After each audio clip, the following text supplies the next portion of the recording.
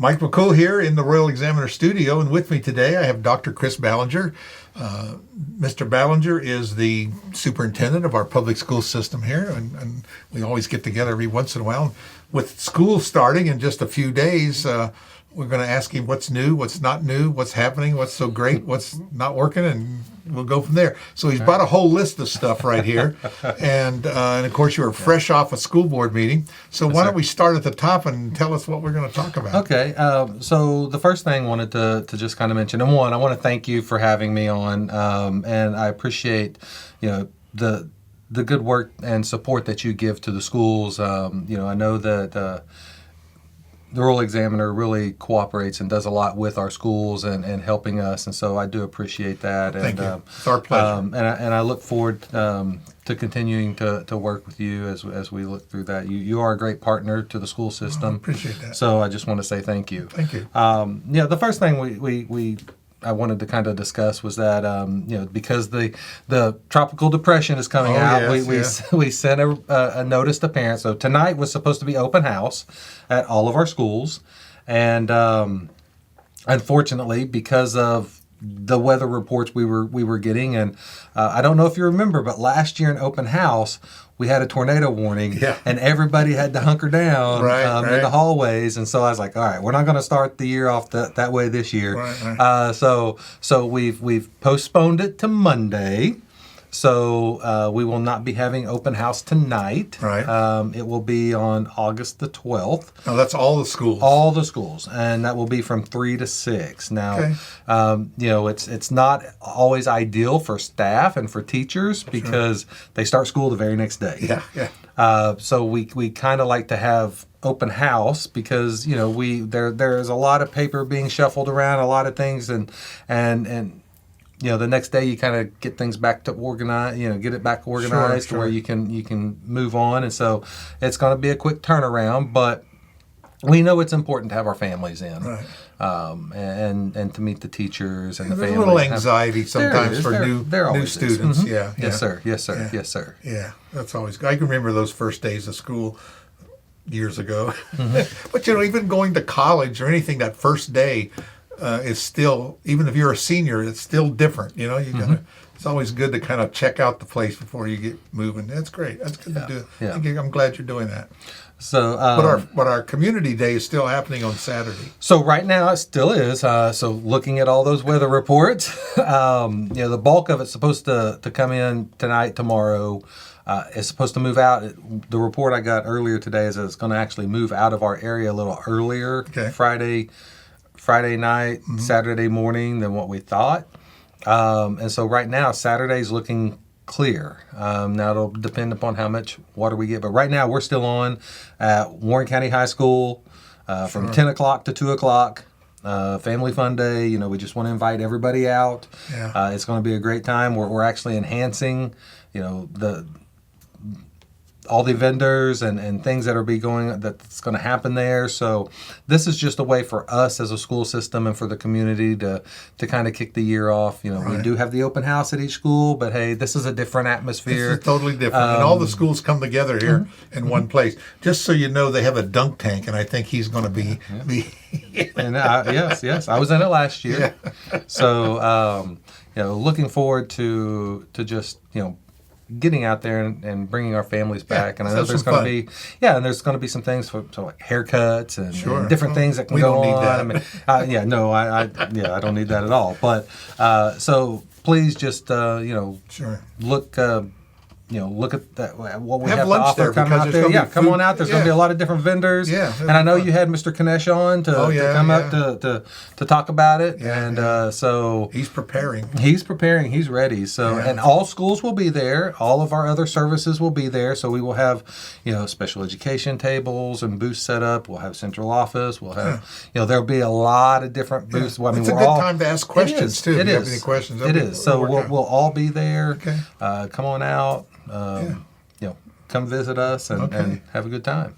All right. So, but with school opening up on Tuesday, the one thing I do want to remind, and this is a safety thing, is that we get between the end of school and now, we're not used to seeing those yellow buses on the road. That's exactly right. And so, it's important for safety because we want to get our students to school and back from school to home safely every single day. Right. You're not used to seeing that bus out there, but when you do see that stop arm, that means stop in both directions. Because we could have little ones walking across the road. We just want to be sure to remind our community that the buses are going to be back out starting on Tuesday. Right. We'll have our 2 routes. So we'll have 2 routes in the morning, 2 routes in the afternoon. The first route is elementary, second route is secondary. So, if you're used to leaving work at a certain time now. And we always get it right down to the wire. Right. So if you're used to leaving work right now at a certain time and the bus affects that, just be prepared on Tuesday that bus is going to be on that road transporting students. And so we just want to make sure that they get to school safely. And we know it takes our community to help us in supporting that. Okay. So. Oh, we want to remember, too, about our cameras in the school zones. Yes, because that's pay attention to the school zones. Now the school has nothing to do with that. I know, we understand. So that's not our it's area. a part of our safety. But it is safety because we do have students walking to school using the crosswalks. So yes, when it comes to the crossing guards and school zones will be flashing.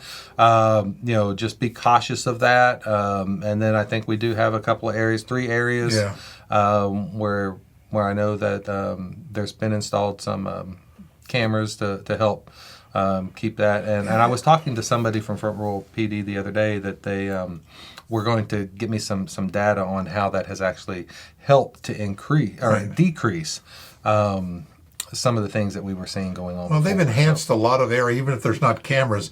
They have enhanced a lot of the school zone areas with the flashing lights and a little radar thing going to tell you how fast you're going, slow down. And it's so easy to go. It's hard to go 25, in some areas. And so you really got to watch it and be careful of that. Yeah, but just know when those lights are flashing, whether it's on a school bus with a stop sign or the caution light or the school zones, there could be children, families, walking in that area, riding a bike in that area, and of course with the way our streets are, some cars are parked up on the close to the curb, and so you may not see that little one or that and they don't always pay attention. No, and they don't. So we just need to know that they're going to be on the sidewalks as well, and just be aware of that. Oh, that's a good idea. Yeah. So what else you got? So as far as what are we going to have implementation as far as things that are new this year? Yeah, what's new? People always want to know what's going to be different. Yeah, well, the state's putting a lot of new stuff on us. So this year we have, of course, the implementation of VLA. And I'm excited about that. That was something I was working on before. So when I first came in as superintendent, I started a reading specialist cohort because I was going to focus on looking at our literacy in our elementaries and implement a program, and the state has kind of went this way, so it's kind of helping us to move in that direction. And so we have the Virginia Literacy Act that we will be implementing. Also this year there's going to be changes with standards in math and English. So as we implement VLA, we're going to also change the standards in English, and we're going to change the standards in math. And so that will be all new when it comes to what teachers are required to teach and meet and for the school year. And then at the end of the year that they're tested on. Now, when we talk about what they're tested on, in the past or currently, school accreditation is based on student test results. One thing that's going to be new also is that this year's data will actually be used for a new accreditation system going into next year. So this is all just coming together. It's all, we're getting some information as to what that accreditation model may look like. And so this is a learning phase for us this year as we get ready to break out what the new accreditation model will be moving forward. So are we going to be more liberal in our test? Are we going to be going, what would it say? Is it going to be tougher or easier? Some of the things that I'm seeing is, they are adjusting cut scores. So it will probably be a little tougher. And anyway, when you bring in new standards, you always see a decline. Right. It's not because we're not teaching properly. It's just because we're used to the standards over here, and now something that was maybe in fourth grade has now been moved to third grade or to fifth grade, Right, and something's right. moved back over here, and so it takes us as we teach that it takes us time to start. So you will see that typically you see that little dip, and then you start seeing that incline again, and that just happens when you change standards because it's new. Yeah, I remember when the TV show was on, Are You Smarter Than a Fifth Grader? And I'm watching that thing. I said, they teach that in fifth grade? I didn't know that. Yeah. So there's a lot of things change when you're own kids and you watch it. Algebra is at a much younger age than it was when I was going to school. So Yes, sir. yeah, there's a couple other new things. I know we have a cell phone policy. But So you've always had one, I we believe. had that, yes, sir. We put that in our student code of conduct. I can't say honestly that it had been enforced like it should be, Right. but those are things that we are going to address. We've talked about it. Because the governor's come down with his executive well, order. He wants schools to pay attention to this. And so with the governor's order, Executive Order 33, looking at that, I know the state is supposed to, they're having some listening sessions, and the VDOE is supposed to have a model policy, and then schools are supposed to adopt it by January 1 of 25. So what we did last night is we just kind of went ahead and put what we had already in our student code of conduct and made that a regulation. So it's going to be put in our policy. And then we'll just kind of see what the VDOE comes out with and see if we need to adjust that. Because currently ours basically says no cell phones during instructional time. So when the bell rings for class to start, and when the bell rings for class to end, there's not supposed to be any cell phone or electronic device other than school-issued Chromebook that students should be able to use during that period. We monitor that a little different. So at elementary, they got to keep them in their bags, keep them put away, turned off. Middle school, I know middle schools both have been keeping them in their lockers. High school, they can carry them on their person. They are allowed to use them between class periods. So we, administrators have been allowing that. But it's up to the school administrator to kind of monitor that and see how they want to, how much they want to allow them to be used. So. Yeah, always something new. Always something It new. is. What else we got? Well, the only other thing, with the day with school starting on the 13th is we are down some staff members. Of course, it's been challenging over the last few years to really, there's been a shortage in teaching Everywhere, and everywhere, and we're feeling that. So we are down a few staff members. I think, we're down 10 teachers, 2 instructional assistants, two nurses, 2 counselors. So we're down a little bit, but I know there's other schools that are worse off than us as far as with the number of vacancies that they have. Administrators are putting plans together on how to address that in their buildings, and so we're going to continue to offer a quality education and make sure that students get what they need, and we are preparing the future, and so we want to make sure that we still provide that great community service. Right. People always come down a lot of times on schools for their kids. We talk about education because there's always one or two that somehow slip through the crack for some reason. I don't know why they do that, but I think one thing about that though is the absenteeism. We've had not a real major problem, but we have it every year, and we always talk about it. But it seems to be getting better, and I think that affects the scores. If you're not there, you can't learn. Right. So it has been a major problem in Warren County. I'm not going to say it hasn't. It has been. And then, COVID just kind of enhanced that. Sure. And made it a lot worse. But currently, last year, schools really have focused on that. We did get numbers down. At some schools, they're still a little higher than what we want. Doesn't that affect accreditation as well? It does. So if you look at the last year's accreditation, we had, I know 2 schools, maybe 3 off the top of my head, that the only reason they were accredited with conditions was because of chronic absenteeism. Right. It wasn't because of academics. It was because of chronic absenteeism. Yeah. So, looking at that, I think, even in this new model, they're still talking that attendance is going to be something that is looked at. So we're going to see how all that plays out as we move forward into the next. I talked to Kel. I don't like school. But I said, this is just such a small phase of your life. I look back and say, boy, I wish I'd have done more in school. I wish I'd have taken more classes. I wish I'd have paid more attention. But you don't realize that till you get a little older. Well, see, and I'm the opposite. I love going to school. So I enjoyed it every day. So I just wanted to go to work. To work. Yeah, no, it's a lot easier when mom and dad was paying for all that stuff. I'll go to school.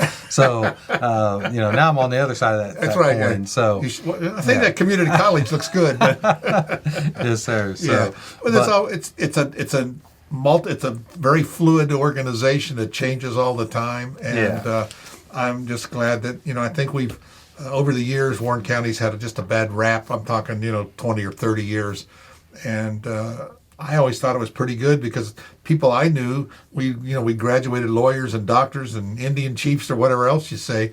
But, they come out. And I think it boils down to attendance, parental involvement of their children, high expectations of our students. If you don't inspect what you expect, and that's part of what these standards are about, we're going to inspect what we expect, and the more we do that, I think it's a win-win for the students and a win for the community, because people say, there's no jobs here. Well, we have to have a workforce, and this all comes out of your place. That's right. Well, and we are still producing those doctors and lawyers, sure. and you're right, it takes a community. I mean, we're just at one piece of the puzzle. Right. We are here to help our parents educate their children. Sure. And so we are. There needs to be a great partnership between the parents and the school to help in educating their child. We get these reports from merit pages from all the universities. Take their students when they have some accolation, something good to say. They'll send it to us, and when they graduate with honors, and it's amazing. Front Royal always shows up from colleges all over the country. Those show up in the emails. 3.5, 4.0, Dean's List, President's List, and all coming out of Front Royal. So, we must be doing something right. Yeah. And we're seeing that. Not just from from a community college, but from well-known universities. So people, this is where they get their basic, learning, their roots. Well, education is a passion, and I can tell you that every single staff member that we have in our buildings are passionate about students, right, and about education. And I appreciate working with them or working for them because I work for them to make sure that they are able to do the best job that they can do. Right. And I can tell you our teachers are second to none. So they do a fabulous job. And we have great leaders out there within our ranks. We have a good mix of veterans and new teachers fresh out of high school. I know we started our Grow Your Own program here. Mm-hmm. I think we had 13 candidates in it. I know we just have our first 3 that actually are being teachers now. Wow. So as we cycle through, we've had to kind of build our own little pool of people. And then also when I was at New Teacher Week, I believe there were, I remember 2, but I think there might have been more, but I remember, I know there were 2 former students at Warren County High School that are starting their teaching at Warren County High School. And that's something. Actually, I know there's another one at I believe at Skyline Middle School. So I know there's we're having those kids, those students. They're not young adults now. They're right. They're staff. They're no longer children. They're going to college and then they're coming back to give back to the community and to serve in education. And so. And that's what you want, homegrown. You want that continuity, that legacy helps because they know all the tricks. Yeah. Yes. Yeah. But being a new teacher, it's always a challenge. It's challenging. You can go get all the schooling you want. You're going to really you're going to get school, that that first year or 2, 3. You're kind of learning how to be a teacher, and but we have a great program to help support them. Right. So we're excited about all of our new staff coming in. We're excited about all the staff that are returning, and just looking forward to this year. Right. It's going to be a great year. You know, each year is different. Each year brings its own successes and its own failures. And you know, you can't prepare for them, because if you can't. If I was able to do that, I would do it. But you know, we will just take each year as it comes, and you know, we want to do what's best for all of our children in the community, and support them the best we can. Well, you know, we have a lot of armchair superintendents. But that's all. That's, you know, parental and you know, people want to know, want their kid to, you know, be out there. But anyway, I appreciate everything that you do and your staff. They're always very cooperative with us. You know, we do go to a lot of schools, and you know, we kind of like, you know, check them out and see what's going on. And so far, so good. Everything looks great, and people are very encouraged. And you can tell they're, even though school's starting, you know, we've been seeing them the last couple of weeks. You're right. They have a very upbeat. They're ready to go. So that's great. Yeah, Great. yeah, we're looking forward to it. And you know, come on out anytime you want to. You know, visit. I know we're going to have some administrators come and visit you over the school year. And, been encouraging our staff, and you know, to come and see us, sit down, tell us what's happening at their school. I think the public wants to know. Parents want to know. You know, it's the old saying: you ask your kid, "What'd you learn in school today?" You know, it's always nothing. What's going on? Nothing. And all of a sudden, what do you mean I missed this? Yeah. Yeah. And again, we'll touch real quick, because there's a lot of functions that go on in the school. We have band programs and theater programs, and even in the middle school and the elementary school, that they really want parents to come to, and so little do, because you know, we just don't get the word out, and that's the one thing we want to try to encourage. And you know, it is posted on our website. It's posted on our Facebook pages. We do send out. You send out to kids, but it doesn't. You know. Right, and we will send out callers or notifications, or maybe a principal may send that out in their weekly or monthly newsletter concerning, you know, certain things coming up. But yeah, this is a way for them to kind of get more information out. So that people can be involved, because we have great programs going on, and I'm amazed every single day of what our school building leaders and our teachers are doing with our students. You know, it's amazing. And so, well, I just want to encourage, you know, when your kid is up on that stage and they peek out behind the curtain and they see mom and dad and grandma and stuff sitting in the audience, that does a lot. And that's why I just want to encourage people to, you know, participate in some of these activities. Sports games, they're always looking for people they know. Anyway, thanks again, Dr. Ballenger. I really appreciate it. And we will get together soon. All right. Sounds great. Thank you.